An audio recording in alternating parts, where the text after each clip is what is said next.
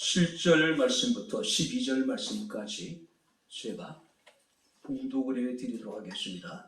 시편 143편 7절부터 12절 말씀까지 제가 봉독해 드리겠습니다. 여호와여, 속히 내게 응답하소서. 내 영이 피곤하니이다. 주의 얼굴을 내게 숨기지 마소서. 내가 무덤에 내려가는 자 같을까 두려워하나이다. 아침에 나로 하여금 주의 인자한 말씀을 듣게 하소서. 내가 주를 의뢰함이니이다. 내가 다닐 길을 알게 하소서. 내가 내 영혼을 주께 드림이니이다. 여호와여, 나를 내 원수들에게서 건지소서. 내가 주께 피하여 숨었나이다. 주는 나의 하나님이시니 나를 가르쳐 주의 뜻을 행하게 하소서. 주의 영은 선하시니 나를 공평한 땅에 인도하소서. 여호와여, 주의 이름을 위하여 나를 살리시고 주의 의로 내 영혼을 환난에서 끌어내소서. 주의 인자하심으로 나의 원수들을 끊으시고 내 영혼을 괴롭게 하는 자를 다 멸하소서. 나는 주의 종이니이다. 아멘. 우리를 세상 가운데 버려두지 아니하시고 거룩한 주의 날 하나님의 몸된 교회로 인도하여 주시고 살아계신 하나님을 예배할 뿐만 아니라 이 시간 주의 말씀을 충족케 하심을 감사를 드립니다. 말씀 우리에게 큰 은혜가 되게 하시고 위로가 되게 하옵소서. 지친 영혼이 새로운 힘을 얻게 하시고 하나님을 향한 처음의 사랑을 잃어버린 자들이 주님을 향한 첫사랑을 회복할 수 있는 아름다운 복된 시간이 되게 하옵소서. 예수님 이름으로 기도하옵나이다. 아멘. 할렐루야. 자, 우리 옆에 있는 분들과 하나님 우리와 함께 하십니다. 인사하겠습니다. 하나님 우리와 함께 하십니다. 할렐루야. 오늘 이 시편 143편은 우리가 시편 전체에 보게 되면 7편의 그 비탄의 시가 있습니다. 또 우리가 이것을 그 참회의 시라고 이야기를 합니다. 특별히 이제 시편 143편은 어떤 저자가 다윗이라고 여기에 표지에 붙어 있는 모습을 우리가 보게 됩니다. 이 시편 143편의 배경을 보게 되면은 이 다윗의 말년 때에 그의 사랑하는 아들이었던 압살롬이 반란을 일으키게 됩니다. 상당히 상황이 위급한 상황이었습니다. 왜냐하면 우리가 사무엘상 15장 말씀을 보게 되면 이 압살롬은요 4년 동안 아주 치밀하게 반란을 여러분들이 준비를 합니다. 그래서 우리가 사무엘 15장 6절 말씀을 보게 되면 이스라엘 사람의 마음을 압살롬이 훔쳤다라고 성경에 기록하고 있어요. 그러니까 이것은 이 압살롬이 굉장히 주로 면밀하게 이 반란을 바로 준비했던 것을 우리가 보게 됩니다. 특별히 이제 다윗이 가장 신임했던 아히도벨이라고 하는 책략가가 있어요. 그러니까 다윗의 신하들 가운데 후세라고 하는 인물과 이 아히도벨이라고 하는 인물은 어쩌면은 그 다윗에게서 두 날개와 같은 그런 존재였습니다. 그런데 이 아히도벨이 다윗을 반역하고 압살롬의 반란에 가담을 하게 됩니다. 이것은 다윗에게 있어서 치명적인 것이었어요. 왜냐하면 비록 압살롬이 반란을 일으켰음에도 불구하고 대부분의 이스라엘 사람들은 압살롬의 반란에 대해서 유보적인 태도를 취하고 있었단 말이에요. 그런데 아히도벨이 반역에 가담함으로 인하여서 이스라엘의 많은 사람들이 다윗에게서 떠나서 압살롬에게로 돌아가는 일이 벌어지기 시작합니다.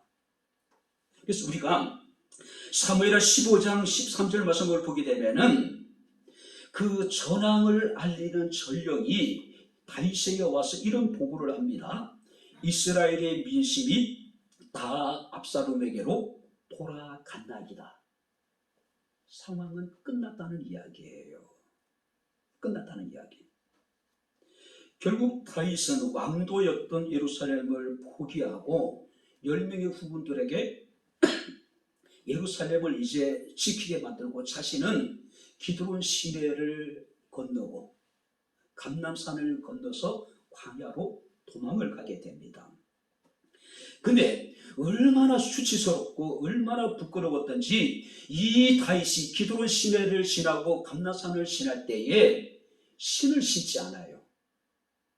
이것은 다윗의 참담한 심정을 그대로 지금 드러내고 있는 겁니다.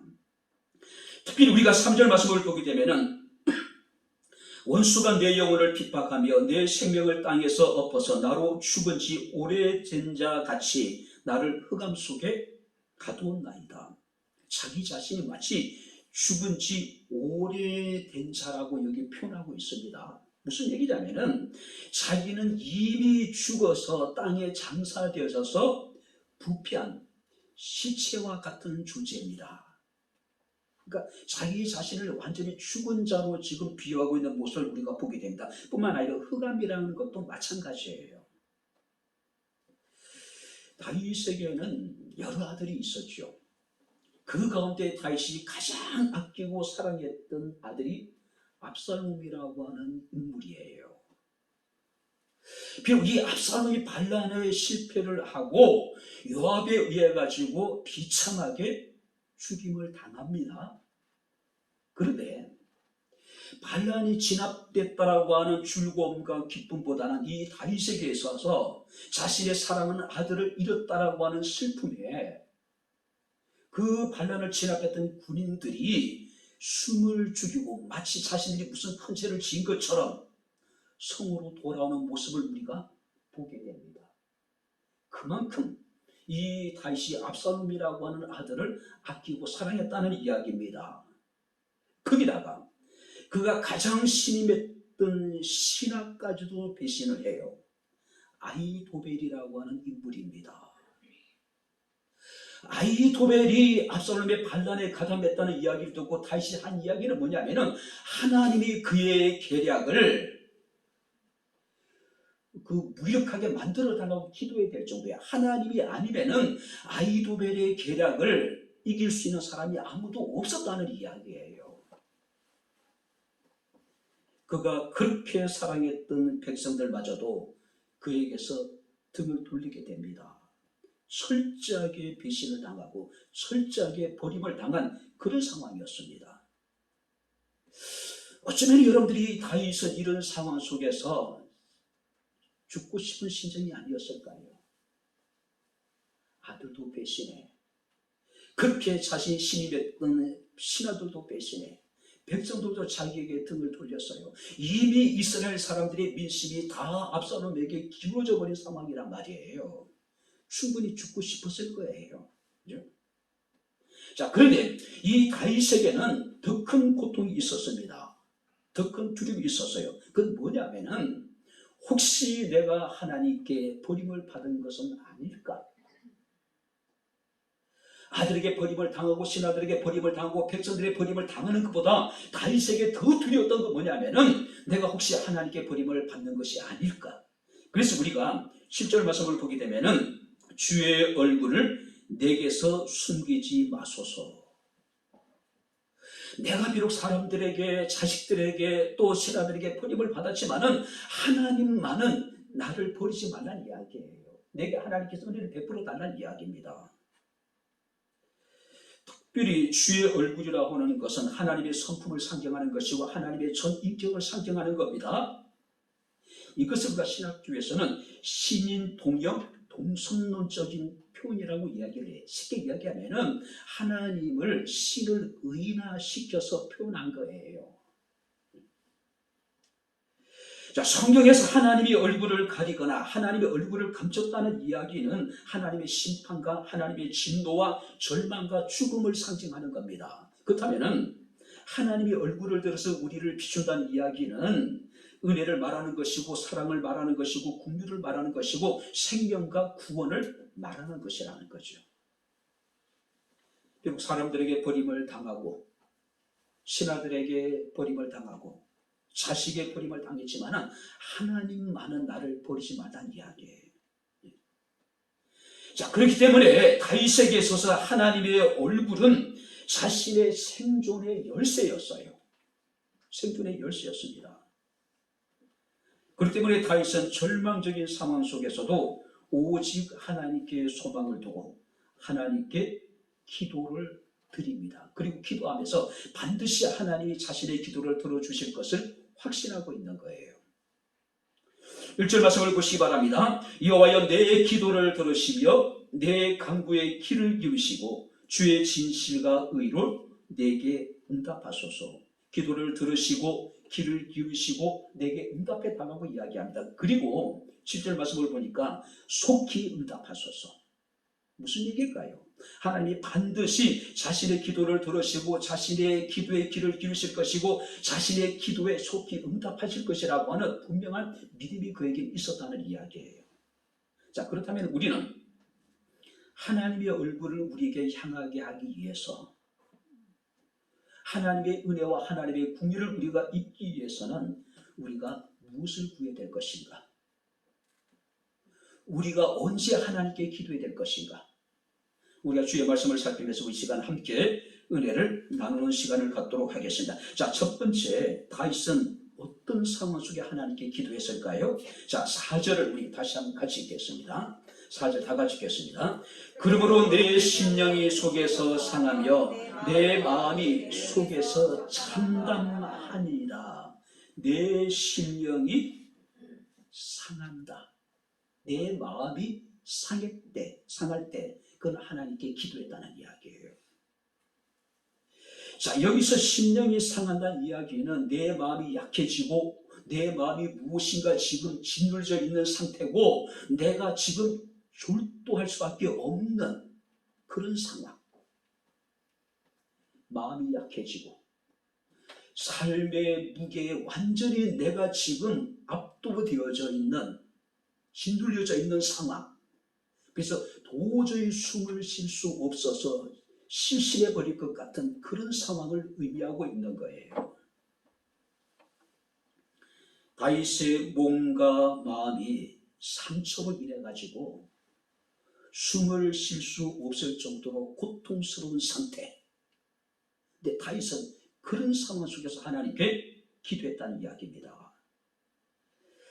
아까도 말씀드렸지만 이 압살롬은 다윗이 가장 아끼고 사랑했던 아들입니다. 이 압살롬의 어머니는 왕가의 여인이었어요. 압살롬은 외모도 출중했습니다. 다윗을 이어서 통일 왕국의 왕이 됐던 솔로몬과는 비교할 수 없는 인물이었다는 거예요.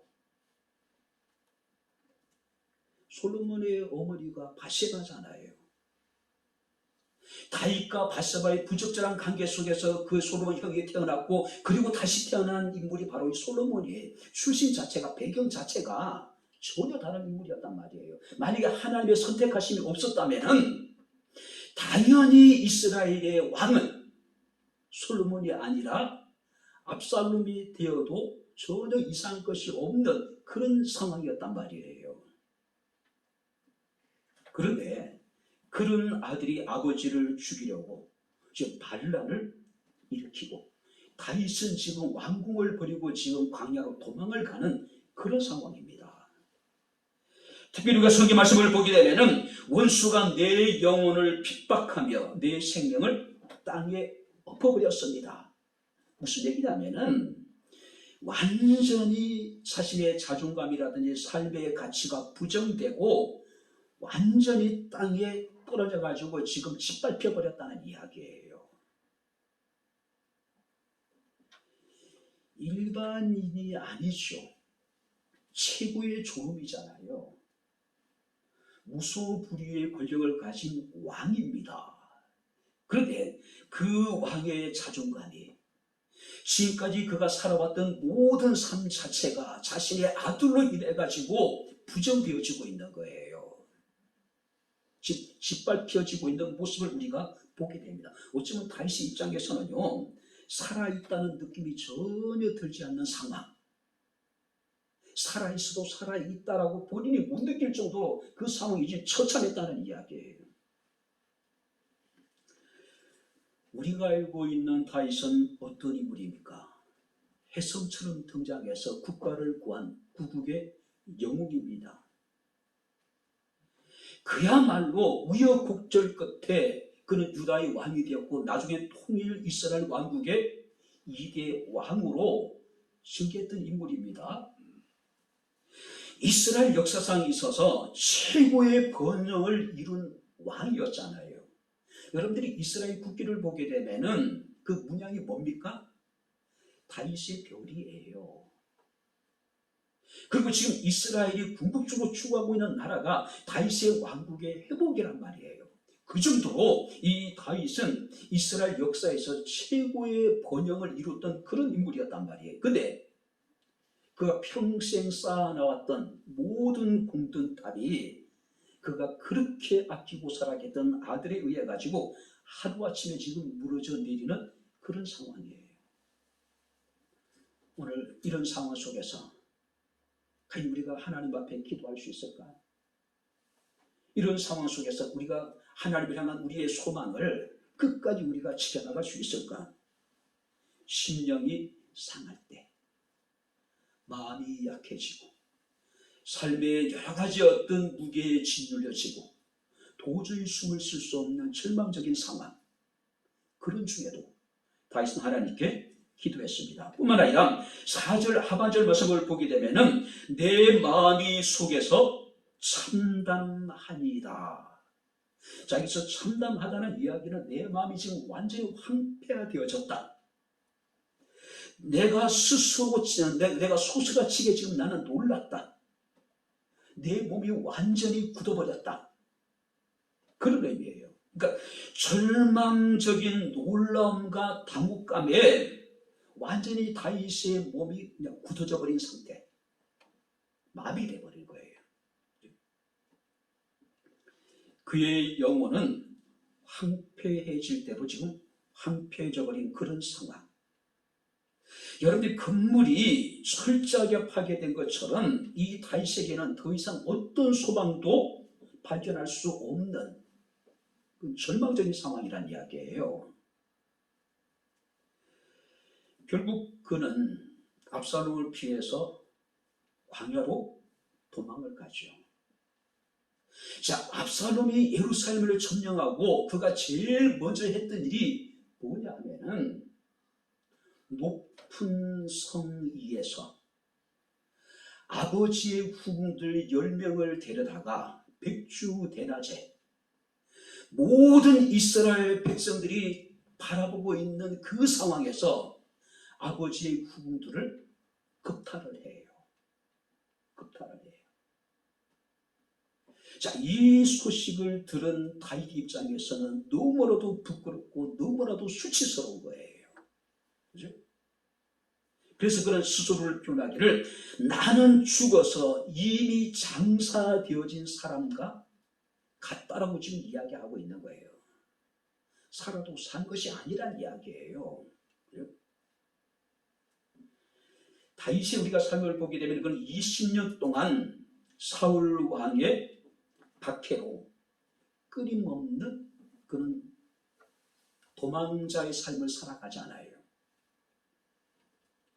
결국은 이스라엘 내에서는 도저히 그가 안전을 보장할 수 없어서 블레셋으로 망명을 합니다. 근데 블레셋 사람들은 다윗을 너무나도 잘 알고 있어요. 그들의 위대한 장군이었던 골리앗을 다윗이 어떻게 쳐 죽였는가를 너무 잘 알고 있단 말이에요. 그래서 블레셋 사람들이 다윗에 대해서 수군거립니다. 그때 다윗은 어떻게 합니까? 힘을 흘리고, 그죠? 대물을 손가락으로 팍팍 긁습니다. 왜요? 미친 짓을 한 거예요. 내가 미쳤다. 내가 미쳤다고. 스스로 자기 자신을 지금 이렇게 이제 미친 채 지금 하고 있는 거예요. 겨우 그렇게 살아남잖아요. 근데 지금의 상황은 전혀 달라요. 어쩌면 다윗은요, 모든 것을 내려놓고 모든 것을 지금 포기하고 싶은 심정일 거예요. 쉽게 이야기하면은 죽고 싶은 심정이에요. 하지만 다윗은 내가 옛날을 기억하고 주의 모든 행하신 것을 읊조리며 주의 손이 행하는 일을 생각하고 주를 향하여 손을 펴고 내 영혼이 마른 땅같이 주를 사모하나이다. 그런 절망적인 상황 속에서 자기 자신이 무너져 내리는 그런 상황 속에서 그는 자신의 손을 폈대요. 하나님의 도우심을 구했다는 이야기예요. 기도했다는 이야기죠. 세 번째 다윗은 언제 기도합니까? 7절 말씀을 보시기 바랍니다. 여호와여 속히 내게 응답하소서 내 영이 피곤하니이다. 언제 기도했다고요? 내 영이 피곤할 때. 자, 여기서 피곤이라고 하는 얘기는 완전히 소모되고 완전히 고갈된 상태. 여기서 피곤이라는 것은 완전히 기력이 고갈된 상태. 공동 번역에 보게 되면은 숨이 넘어간다. 또 세 번역에서는 숨이 지금 끊어질 지경이다라고 지금 그렇게 번역을 하고 있습니다. 여러 가지 문제로 인해 가지고 이 다윗의 기력이 완전히 고갈되어져 있는 상태. 그러니까 지금 이 상황은요, 다윗이 숨을 쉬는 것조차도 고통스러운 그런 상황이었단 말이에요. 그럼에도 불구하고 그는 포기하지 않습니다. 하나님께 소망을 두고 하나님께 기도해요. 정말로 어렵고 힘들 때 집사람이 이제 잠자리 들면서 자주 그런 얘기를 했습니다. 이대로 죽어버렸으면 좋겠다. 너무 사람들이 어렵고 힘들 때 그런 생각을 하잖아요. 잠자리 들면서 내가 잠든 그대로 그냥 내가 죽어버리면 좋겠다. 그런 생각을 많이 하잖아요. 지금 이 다윗이 그런 상황이에요. 완전히 기력이 고갈되어진 거예요. 그러니까 우리가 핸드폰으로 이야기하면 배터리가 방전된 거예요. 이제 작동하지 않는 겁니다. 아무것도 할 수 없는 상황이에요. 스바냐 3장 16절에 주께서 우리에게 말씀하십니다. 시온아 내 손을 늘어뜨리지 말라. 현실이 아무리 어렵고 힘들지만은 포기하지 말라는 이야기예요. 내 손을 들어서 하나님께 기도하라는 이야기예요. 내 손을 펴서 주의 도우심을 구하라는 이야기예요. 바로 다윗은 자신의 영혼이 피곤할 때에 완전히 자신의 기력이 바닥이 나오고 방전이 돼서 고갈된 상태 속에서도 하나님께 기도했다는 이야기죠. 자, 그렇다면 우리가 이런 상황 속에서 하나님의 은혜를 입기 위해서, 이런 상황 속에 우리가 하나님의 긍휼을 입기 위해서 우리는 무엇을 하나님께 구해야 될까요? 자, 우리 다시 한번 성경 8절 같이 읽겠습니다. 아침에 나로 하여금 주의 인자한 말씀을 듣게 하소서. 내가 주를 의뢰함이니이다. 내가 다닐 길을 알게 하소서. 내가 내 영혼을 주께 드리니이다. 다윗은 자신의 영혼이, 자신의 마음이 상하고 자신이 무너져 내려버리는 참담한 상황, 자신의 영혼이 완전히 지금 방전되어져서 아무것도 할 수 없는 절망적인 상황 속에서 그 하나님께 구한 것은 뭡니까? 나로 하여금 주의 인자한 말씀을 듣게 하소서. 나로 하나님의 말씀을 듣게 해달라고 기도하는 겁니다. 언제요? 아침에요. 자, 여기서 아침이라고 하는 것은 밤과 낮이 바뀌는 시점이죠. 밤이 끝나는 시간이 바로 여기에 아침이에요. 자, 아침에 나로 하여금 주의 인자한 말씀을 듣게 해달라는 이야기는 정말로 아침 일찍이 하나님의 구원의 음성을 내가 듣기를 원합니다.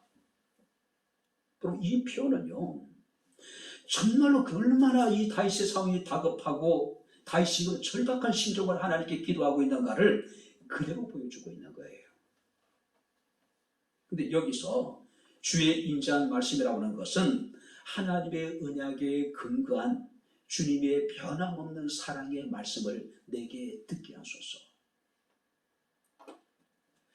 여기저기서 다윗에게 들리는 소식은 그야말로 비관적인 이야기들만이 들립니다. 참담한 이야기만이 지금 들리고 있는 거예요. 그런 중에 다윗은 하나님께 기도하기를 주의 인자한 말씀을 내가 듣게 하소서. 듣게 하소서. 사랑하는 성도 여러분들, 우리의 삶의 모든 답은 하나님의 말씀 안에 있습니다. 할렐루야.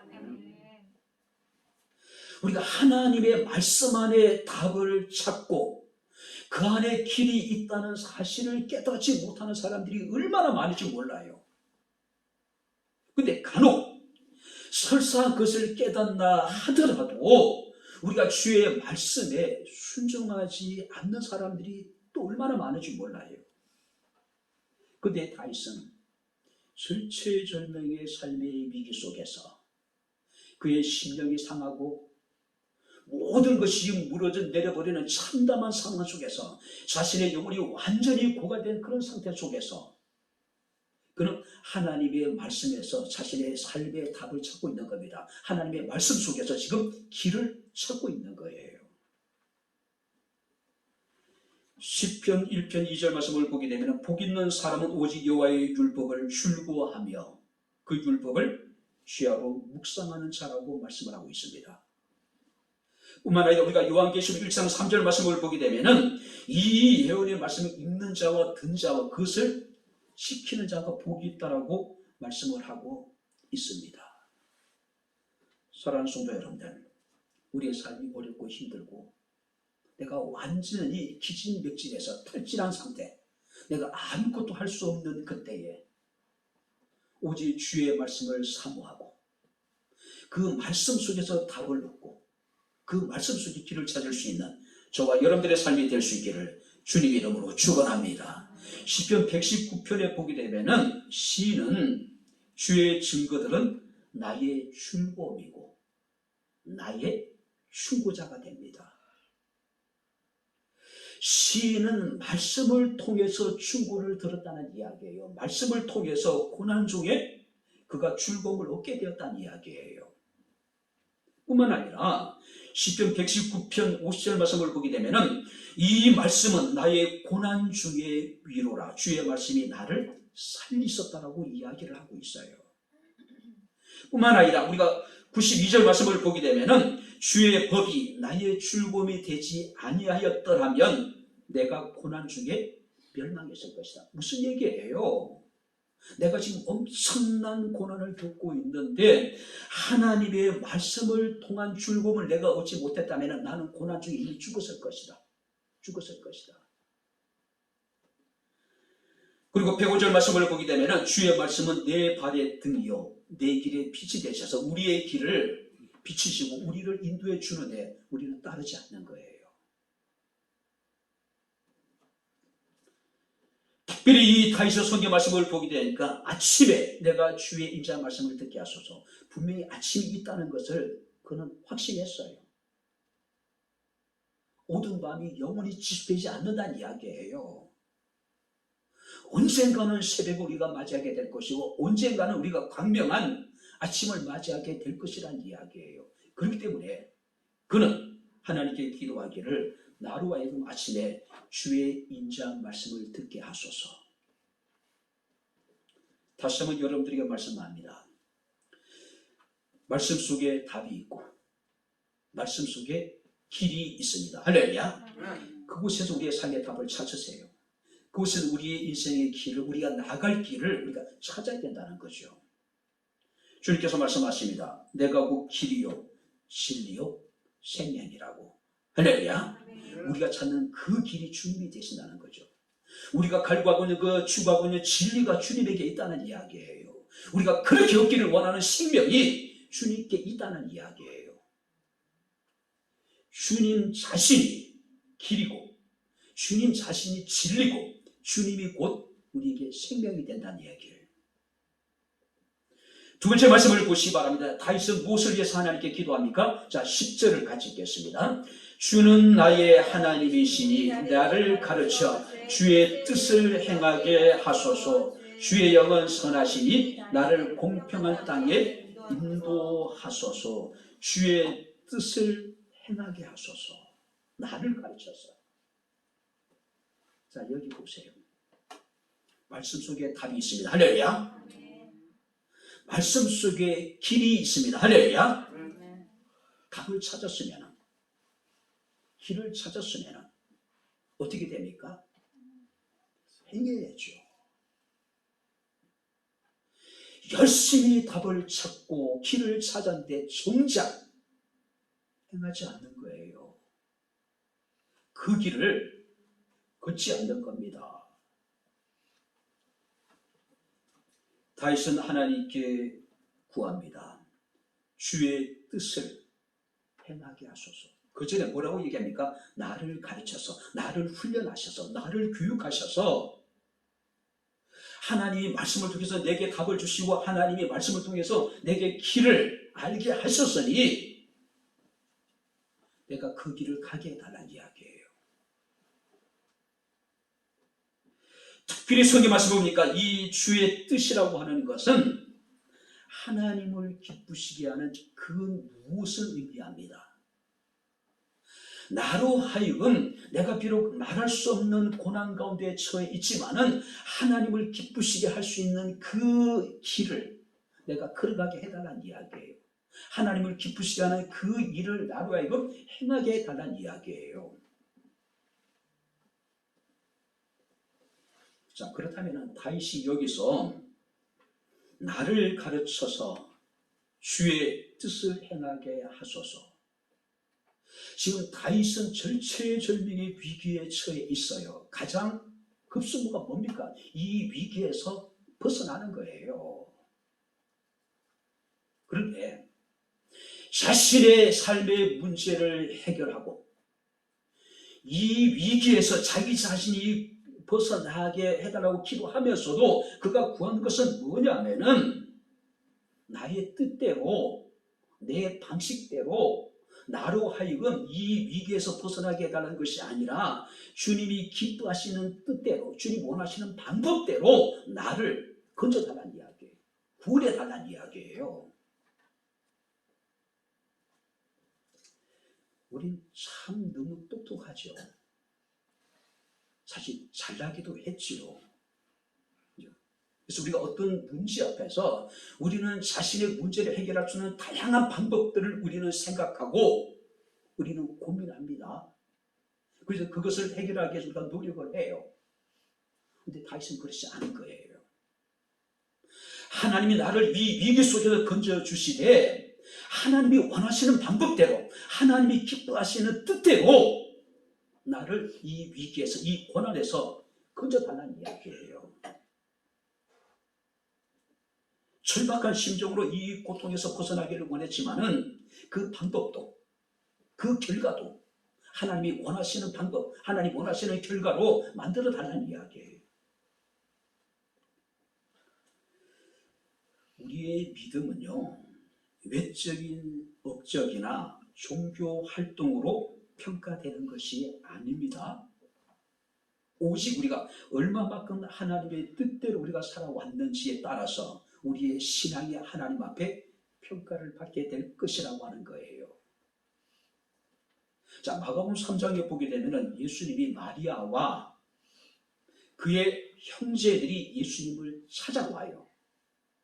왜냐하면 사람들에게 예수는 귀신이 들렸다는 이야기를 들은 거예요. 그러니 그 어머니 마리아와 그 형제들의 마음이 어떻겠어요? 그래서 집으로 아마 데려가기 위해서 찾아왔던 것 같아요. 그때 사람들이 예수께 알립니다. 당신의 모친과 당신의 형제들이 당신을 찾습니다. 그때 주님께서 뭐라고 말씀하십니까? 누가 내 모친이고 누가 내 형제이냐고 얘기합니다. 누구든지 하나님의 뜻대로 행하는 자가 내 형제요, 내 자매요, 내 모친이라고 말씀하고 있음을 우리가 보게 됩니다. 오직 하나님의 뜻대로 모든 것이 이루어지기를 지금 구하고 있는 거예요. 여러분들이 지금 어렵고 힘든 일을 만나고 다윗이 처해 있는 상황처럼 광야에서 정말로 숨을 제대로 쉴 수 없을 정도로 고통스러운 상황에 처해 있다 하더라도 하나님이 우리를 건지시고 하나님 우리를 구원하시길 우리가 간구하되 우리가 구해야 될 건 뭡니까? 하나님의 원하시는 방법대로 하나님께서 기뻐하시는 뜻대로 모든 것이 이루어질 수 있기를 지금 기도하고 있는 거예요. 우리가 그렇게 기도해야 되지 않을까요? 예수께서는 우리로 하여금 우리가 하나님의 뜻대로 살아야 될 것에 대해서 실제적으로 본을 보여주신 분이죠. 그래서 겟세마네 동산에서 기도하실 때에 나의 원대로 마옵시고 아버지의 원대로 이루어지기를 기도했어요. 우리 야고보서 4장 15절 말씀을 보게 되면은 우리가 주님의 뜻이라면 살기도 하고 이것이나 저것이나 행하기도 하리니. 할렐루야. 주님의 뜻이라면은 우리는 살기도 하고 죽기도 하고 이것이나 저것이나 다 행해야 된다는 이야기예요. 사랑하는 성도 여러분들, 하나님의 뜻을 향한 거룩한 몸짓이 우리에게 있을 때에 우리는 하나님의 기쁨이 될 수 있을 것이고, 그런 자들에게 향해서 하나님의 시선은 집중되어지게 될 것이고, 그런 자들이 하나님 은혜를 베푸시고 사랑을 베푸시고 긍휼을 베푸시고 그들에게 마음의 평강을 주시고 그들을 구원해 주실 것입니다. 할렐루야. 바로 다윗이 하나님께 기도한 것은 바로 그거예요. 주의 뜻을 행하게 하소서. 답을 찾았습니다. 길을 찾았어요. 하나님의 뜻대로 내가 행하게 해달라는 이야기예요. 내 방식대로가 아니라 내 마음대로 아니라 하나님이 원하시는 방법대로 하나님이 기뻐하시는 방식대로 나를 구원해 달라는 이야기예요. 전적으로 하나님께 모든 것을 의탁하는 겁니다. 자신의 권리를 다 하나님 앞에 양도하는 거예요. 당신이 알아서 하십시오. 당신의 뜻대로, 당신이 원하시는 방식대로 해달라는 이야기예요. 마지막으로 세 번째 말씀을 보시기 바랍니다. 11절을 같이 읽겠습니다. 여호와여 주의 이름을 위하여 나를 살리시고 주의 의로 내 영혼을 환난에서 끌어내소서. 나를 살려달라고 기도합니다. 나를 이 환난에서 건져달라고 하나님께 기도해요. 그런데 중요한 것은 11절 말씀을 다시 보시기 바랍니다. 여호와여 주의 이름을 위하여. 할렐루야. 지금 절박한 상황이에요. 지금 죽게 된 상황입니다. 입이 죽어서 장사되어져서 그는 썩어서 백굴이 된 자기 자신을 시체로 비유하고 있어요. 그럼에도 불구하고 다윗은 포기하지 않습니다. 하나님께 소망을 두고 하나님께서 자신을 향해서 얼굴을 숨기지 말라고 기도하고 있습니다. 그래서 그가 하나님께 구한 것은 뭡니까? 주의 이름을 위하여 나를 살리시고 환난에서 나를 건져주소서. 주의 이름을 위하여. 그의 영혼이 죽은 것 같습니다. 마음이 상하고 마음이 지금 속절없이 무너져 내려버리고 그는 완전히 지금 고갈된 상태. 육체적으로, 정신적으로, 영적으로요. 그럼에도 불구하고 그는 하나님께 기도합니다. 살려달라고. 나를 건져달라고. 단 하나의 이유입니다. 주의 이름을 위하여. 무슨 얘기일까요? 하나님의 명예를 위하여, 하나님의 영광을 위하여 나를 살리시고 나를 구원해달라는 이야기예요. 특별히 우리가 10절 말씀을 보니까 다윗은 주는 나의 하나님이라고 고백합니다. 뿐만 아니라 12절 말씀을 보게 되면은 나는 주님의 종이라고 이야기를 해요. 무슨 얘기일까요? 나는 하나님의 소유입니다. 자, 그렇다면은 다윗이 겪고 있는 이 고난이라고 하는 것은 단순한 고난이 아니라 하나님의 소유된 백성으로서, 하나님의 소유된 종으로서 겪는 고난이기 때문에 내가 어려움을 겪고 있는 이 상황은 하나님의 이름의 명예를 실추하고 하나님의 영광을 가린 일이 되니까 하나님의 이름의 영광을 위하여서, 하나님의 명예를 위하여서 나를 살려주고 나를 건져달라는 이야기, 구원해달라는 이야기예요. 우리 그리스도인은 분명한 삶의 목적을 가진 사람들입니다. 그래서 웨스트민스터 소유리 문답 제1문에 보게 되면은 사람의 제일 드는 목적이 무엇입니까? 라고 물어요. 답이 뭐냐면은 사람의 제일 되는 목적은 하나님을 영화롭게 하며 그를 영원토록 즐거워하는 것입니다. 자, 웨스트민스터 소유리 문답은 예전에 한번 제가 강의를 다 했던 것 같아요. 학생들뿐만 아니라 어른들에게도. 그리고 하이델베르크 문답도 다 한번 했던 것 같습니다. 우리의 신앙이 가장 중요한 문답입니다.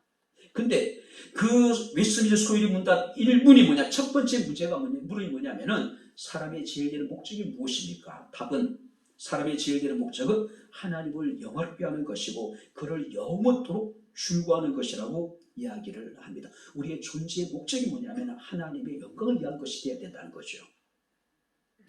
그래서 우리가 사도 바울은 고린도교회 성도들을 향해서 그런즉 너희가 먹든지 마시든지 무엇을 하든지 한번 따라해보시기 바랍니다. 다 하나님의 영광을 위하여 하라. 할렐루야.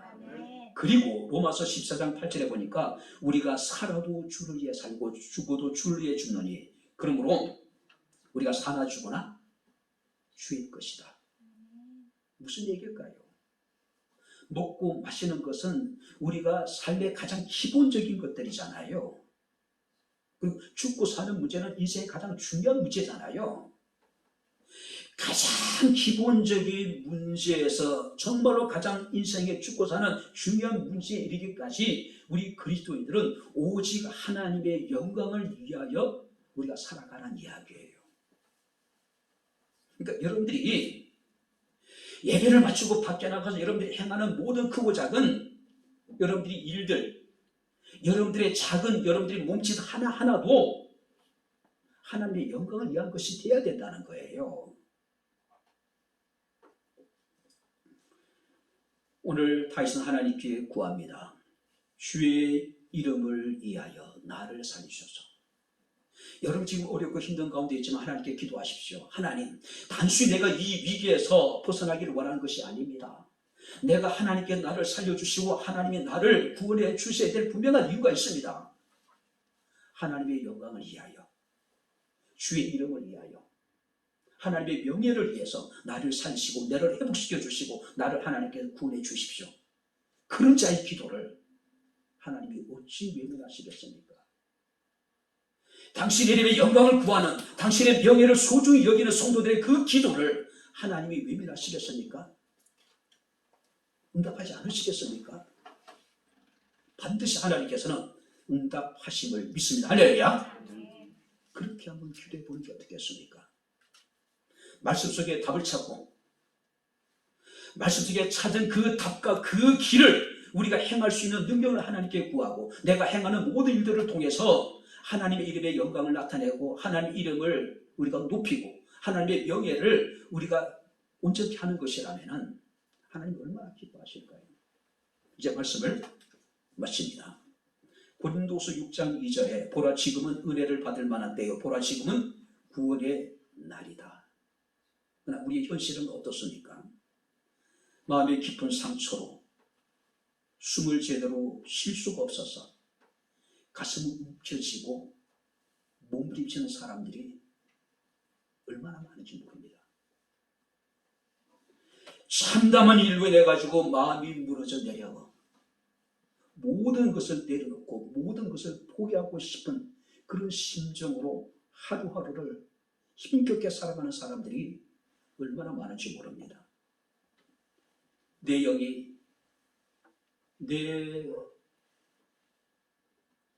마음이, 내 육체가 완전히 고갈돼서 당장이라도 숨이 끊어져 버릴 것 같은 그런 절망적인 상황 속에서 힘겨워하는 사람들이 얼마나 많은지 모릅니다. 하나님이 스바냐 선지자를 통해서 우리에게 말씀하십니다. 두려워하지 말라. 내 손을 늘어뜨리지 말라. 너의 하나님 여호와가 너희 가운데 계시니 그는 구원을 베푸실 전능자라고 말씀하고 있습니다. 바랍니다. 하나님은 우리의 하나님이 되십니다. 우리는 그의 백성이고 그의 소유된 종입니다. 결코 하나님 우리를 버리지 아니하실 것이고 결코 하나님 우리를 버리지 아니하실 것이고 우리를 떠나지도 아니하실 것입니다.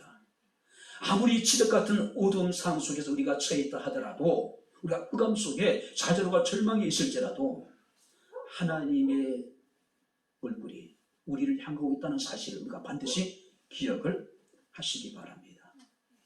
민수기 6장 24절 26절에 보니까 이스라엘을 향한 제사장의 기도문이 있습니다.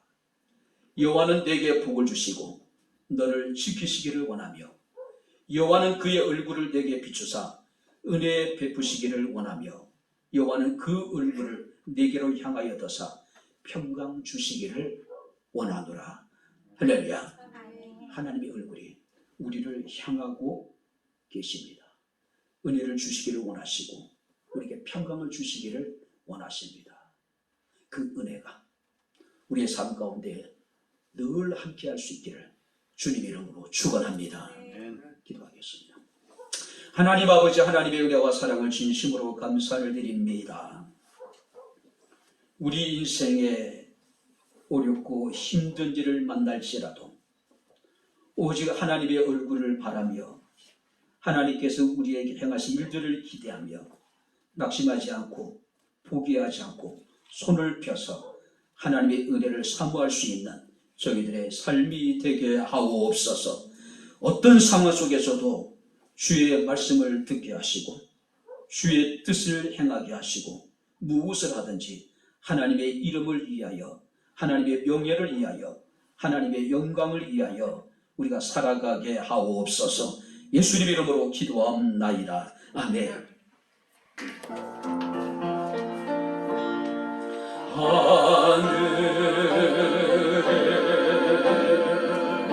하늘에 계신 아버지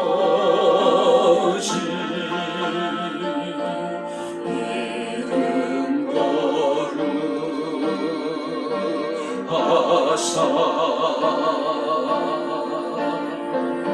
주님 나라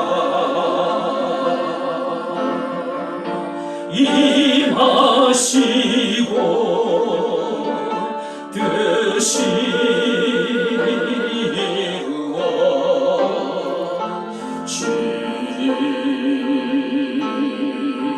이루어지다. 일용할 양식 주시고 우리들의 큰 죄 다 용서하옵시고 또 시험에 들게 마시고 악에서 구원하소서. 되게 주의 나라 주의 권세 주의 영광 영원히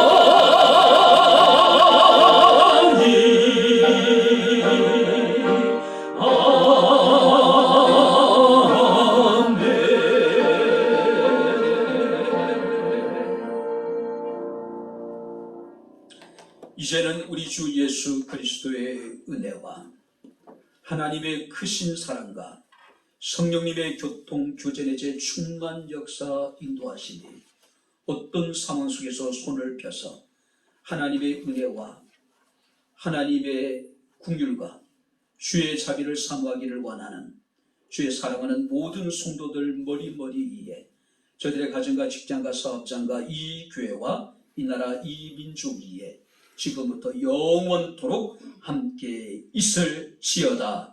아멘.